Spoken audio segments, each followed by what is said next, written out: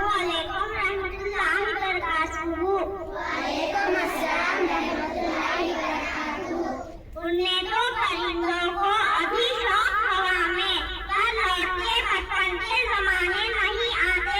यौमे इत्तेफाक मोहतरम में मोहल्लिम साहब, असातिज़ा इकराम और मेरे प्यारे साथियों, अस्सलामुअलैकुम।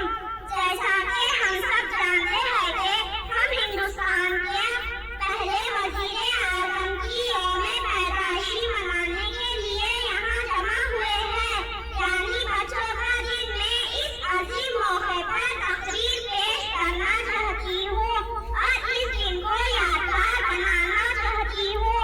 14 नवंबर को स्कूलों और कॉलेजों में बच्चों के दिन के तौर पर मनाया जाता है।